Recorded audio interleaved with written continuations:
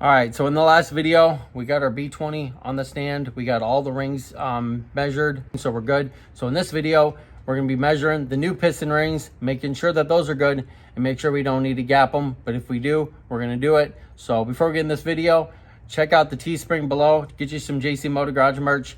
We're on Patreon and Buy Me a Coffee. So check those out and subscribe, and let's get in this video. Let's do it. All right, so here's our B20. We got on the stand. Last video we measured all the clearances between the old rings right here, so we got all these good to go. So they are 12, so we're good there. We got our new piston rings, all right, from Nippon Racing. We're gonna be, I just opened this box in the last video, but these are for our B20 Z2. So these are 84 millimeter pistons in the B20. All right, so we did have it bored out, or not bored over, but we had the cylinder honed out, so it did take a little bit off, and we had to replace the pistons because one broke, and that's off by a half of a thousandths the difference. So we're gonna see if the new ring gap, they should be good to go, but hopefully they are. So let's get into it. Let's measure the new piston rings. We're gonna measure one per cylinder, the oil rings, and the top cylinder, the top ring and the second ring. We're going to be doing in all of them and see what the clearance is. All right, so this is our oil rings, so this will be last. Let's put that up there. Okay, this is our second ring right here, so it says second on them, and this says first right here. So you want to keep these together to make sure that, that's why they're sealed. You want to make sure that you put these number one on all of them and not mix these up, number one and number two. You can't mix those up because those won't fit. Okay, so number one and number two, you don't want to mix these up. Okay, so we're going to put this aside too. We're going to make sure that we don't mess this up. All right, so let's open this package up and let's do the same thing we did in the last video. If you haven't seen the last video on how to put these in here and how to check them with a feeler gauge, you can check out my other video. I'll put a link right up here and you can check out that video. But we're doing it with new piston rings, and we're going to get these on and get these all set and ready to go, and then we can put the crank in and the pistons in. So we got the number one right here, and you can see right there, there's a N on it right there. I don't know if you can see it, but you can see something on there. There is an N on it. That means the N needs to go up. Okay, and when you install these from the factory, don't matter because they know how it goes. But when you do aftermarket and you do different piston rings, it says an N right, I don't know if you can see, but it's right there. Okay, so we're going to put this in here. We're going to do the same thing we did last time. We're going to put it in the cylinder, and then we're going to square it up with the piston, and then we'll measure it. So I'm going to do that real quick, and then we'll measure it and see what it is. All right, so we got our number one piston ring in the number one cylinder right here. So this is the top ring. Number one means top. Okay, so we're going to put our piston in here, and we're going to square it up. Make sure that the piston is straight when you put this in here. Okay, so we're good. You can see that we're straight right there. If you let this go, it's going to fall all the way down, so you don't want to let it go. All right, so we're good there. Okay, so you see the N right there. There's the N, so that goes up, so we're right. Okay, now we're going to check the gap between there, and hopefully we are between 12 and 15. If we are, then we don't need to gap these. We're going to check all the other ones just to make sure, but that's how to do that. So let's get our feeler gauge right here. So in the last video, we checked it, and it was 0.012, all right? So we're going to see, and we're going to put this between there, which we are. We're at a 12, so we're good. So 12 is good. That's going to give you enough to expand when the engine gets hot and cold and stuff like that. So we are at a 12 right here, so we're good there. Okay, so now we're going to check the next cylinder, the next cylinder, and the next cylinder, and see where we're at with them all with number one. And then we'll go to number two, and then we'll check the oil rings and see where we're at. And if we're good, then we can install the piston rings on the piston with the spring tool. I'll show you that when we go to do it.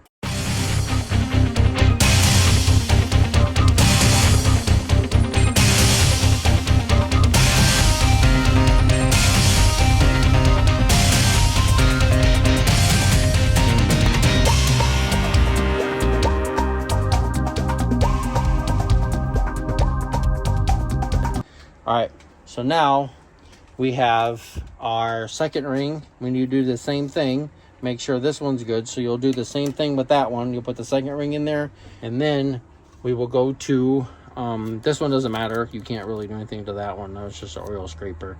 But this one right here, one goes on the top of these and one goes on the bottom. So we'll be checking these two, because the other ones were the other one was 12 also. The other two that we had were 12. So we'll make sure these are right also, because this one is yeah, these two thin ones right here are in that package right there. Okay, so we'll make sure that these are good. All right, second piston in, second piston ring in. Okay, 16, and we're good. Fits in there, so no filing needed. We are perfect. Perfect. And then we'll do number 2, number 3, number 4, and we'll make sure that we're all good to go.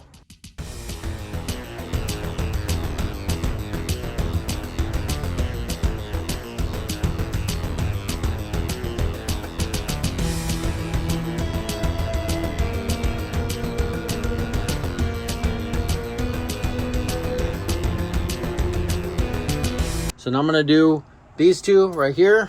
I'm going to take these out of here and do these two, these oil rings. Make sure that we're good with these. I'm going to put these in here. Number 1, number 2, number 3, number 4 piston ring, the cylinder. Make sure that we're good here. If we're good here, then we don't have to do anything. We don't have to file down anything. We can just put these on the piston, which it'll be in the next video. We'll be doing the rings on the piston, and then we'll be getting the crank in, and then we'll be putting the pistons in here and getting that all done. I got a new oil pump. I got a new oil pan. We got new bolts. So we got a lot of goodies for this engine. So stay tuned. Make sure you hit that subscribe button. So here is your oil ring right here, and you can see that it doesn't have an end on it. So this doesn't matter which way they go. Okay. So as long as these goes in here, so we're gonna be checking this one. Okay. So we'll be checking number 1 cylinder right here. So we're gonna put this in here like this. Okay. This one's really flimsy, so you got to be careful when you put this in here. It will fall all the way down. All right, so make sure that we're good. And you can see that we have a gap right there. You can see that we already have a gap, so we're good to go. We can make this flush in here with the piston. All right. So get your piston, put it in there. This is going to be really easy. It's not going to be as hard. See, it's kind of falling down already. All right, make sure that we're level, which we are. All right, and then we'll get our feeler gauge again. So we'll check 0.012. All right, find our gap right there. Okay, make sure that this goes in there, and it does. We're good.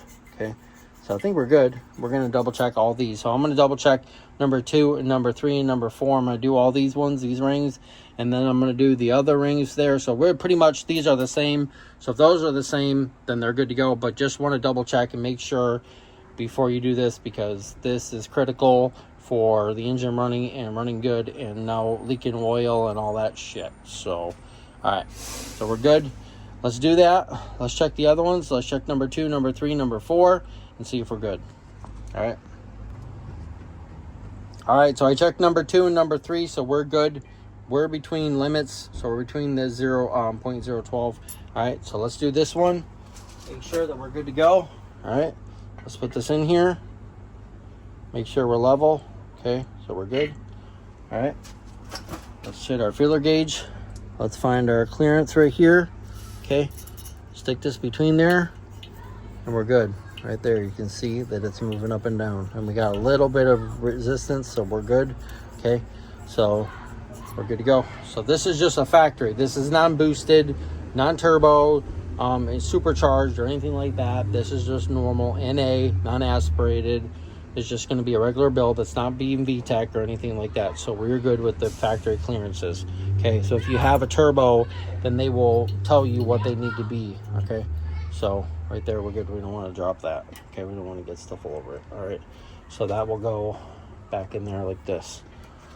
All right, so we checked number 1, number 2, number 3, number 4 with all the piston rings, number 1, number 2, and then both the oil rings. So we are good with the clearances. So next video, we'll be putting the piston rings on the pistons. All right, and we'll be doing that and getting the crank in and checking the clearances with that. So we got some plastic gauge for that.